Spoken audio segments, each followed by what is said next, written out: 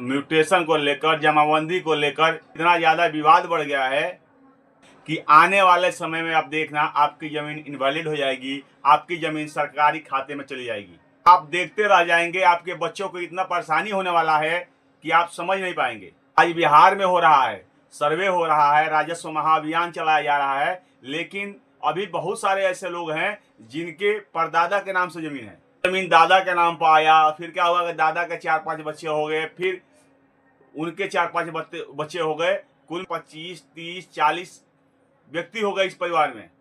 और मैं आपको बता दूं, ये 40-50 परिवार जो हो गए, इन सब में बंटवारा भी हो गया, लेकिन बंटवारा जो है केवल मौखिक रूप से हुआ, कागजी रूप से बंटवारा नहीं हुआ।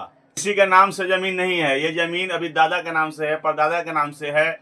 आज आपस में लड़ रहे हैं, कोई भाई से बात नहीं कर रहा है, कोई चाचा से बात नहीं कर रहा है, कोई साथ में एक बार बैठता नहीं और कोई किसी से बात नहीं कर रहा है। यहाँ तक कि बहुत से मामले कोर्ट में चले गए हैं जमीन को लेकर के। जमीन नाम पे होना तो दूर की बात है, यहाँ तक कि कोई कम कब्जा करके बैठा हुआ है, कोई ज़्यादा कब्जा करके बैठा हुआ है, और कोई बाहर में है तो उसको बिल्कुल हिस्सा नहीं मिल रहा है। ऐसे ही जिंदगी, ऐसे ही लाइफ चल रही है। और अब क्या हो रहा है कि बिहार में सर्वे किया जा रहा है, राजस्व महाअभियान चलाया जा रहा है, और अब जब यहाँ फॉर्म भरने के लिए बोला जा रहा है बिहार राजस्व अभियान में, तो पता चल रहा है कि इनके तो अभी दादा के नाम से ज़मीन है, परदादा के नाम से ज़मीन है, तो इनके वो ज़मीन इनके बाबा के नाम पर नहीं आया, इनके पिताजी के नाम पर नहीं आया, तो इनके नाम पर आना तो दूर की बात है अभी।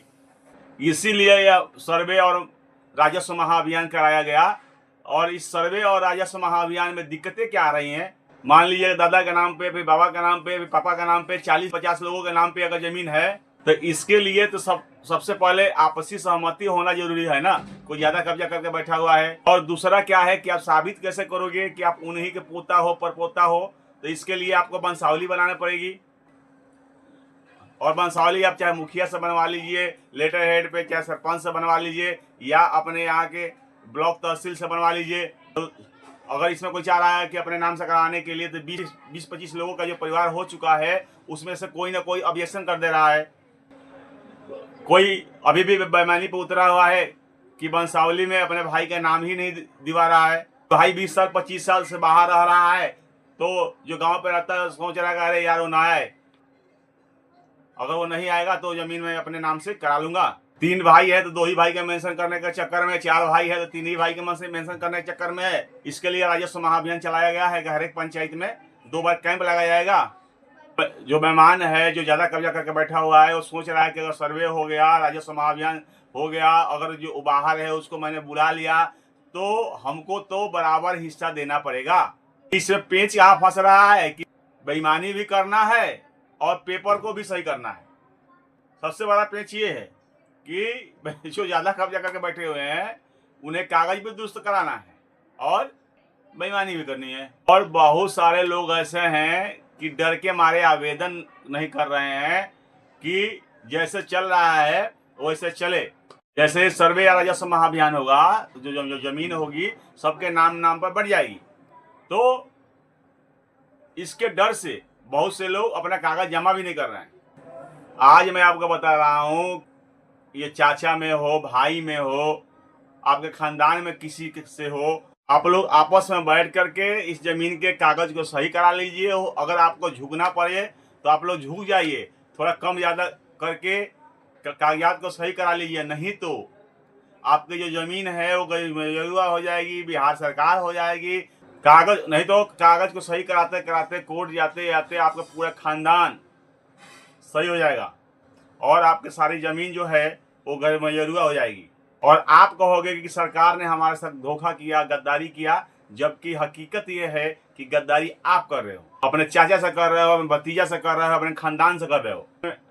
आपस में मिल बैठ के एक नक्शा बनाकर, एक वंशावली बनाकर सबमिट कर दिए, आसानी से हो जाएगा, टाइम नहीं लगेगा और कुछ ही दिनों में बंटवारा होकर अपने अपने नाम से ज़मीन हो जाएगा। का ज़मीन दे दीजिए, बंटवारा कर लीजिए, और उसके बाद वो कुछ भी करे उसका ज़मीन हो जाए, आपको तो अपना हिस्सा सुरक्षित हो जाएगा। आपका जो भी ज़मीन है वो जेन्युइन तो होगा। अगर उन्हें साबित करना पड़े भविष्य में कि ये जमीन मेरे दादा के नाम से है, परदादा के नाम से है कि लकड़दादा के नाम से है, कैसे साबित करेंगे वो लोग? उसको तो साबित करते करते कई पीढ़ी गुजर जाएगा और लास्ट में वो लवारिस हो जाएगा जमीन। आज से अगर 50 साल बाद सर्वे होगा तो कैसे साबित करेंगे वो हमारे दादा थे या नहीं थे, परदादा थे या नहीं थे? उस बेचारे को क्या पता रहेगा। इसीलिए मौका है, आपके दादा का नाम से है, परदादा का नाम से है या किसी के नाम से है, तो अपने कागजात को सही कर लीजिए। बहुत लोग ऐसे हैं कि अगर वो लोग नहीं हैं तो अगर 3-4 भाई हैं तो जमाबंदी एक ही जगह करा लेते हैं। हालांकि ये उतना बढ़िया तो नहीं है एक में जमाबंदी, लेकिन फिर भी अगर 3-4 भाइयों की जमाबंदी एक ही जगह हो जाता है तो अगर जमाबंदी नहीं होने से बढ़िया तो है कि जमाबंदी 3-4 भाइयों की एक जगह हो गया।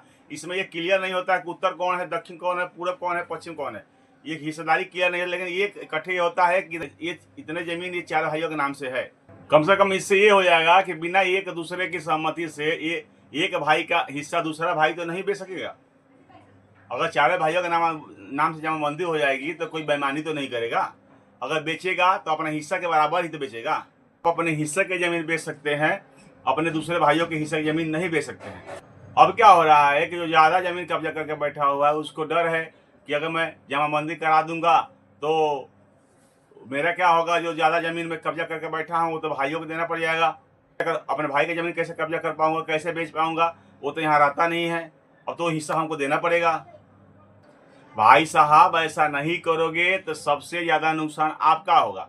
वो तो बाहर में रह रहा है, बाहर में अपना घर बना लेगा और जब भी आएगा तो आपसे लेगा ही लेगा। तो आप आपसी सहमति से अगर आप कुछ किए हो घर में तो ज़्यादा ले लीजिए आपसी सहमति से। अगर नहीं दे रहा है तो आपका जो अपना हिस्सा है वो तो मिलेगा ही मिलेगा। आप पिता की बीमारी में, बहन की शादी में, घर बनाने में अगर आपने कुछ एक्स्ट्रा किया है तो उस बैठ करके गांव समाज में उससे मांग लीजिए। गांव समाज में ऐसा होता है कि अगर किसी ने ज़्यादा खर्च किया है तो आपसी सहमति से उसको कुछ ज़्यादा दे दिया जाता है।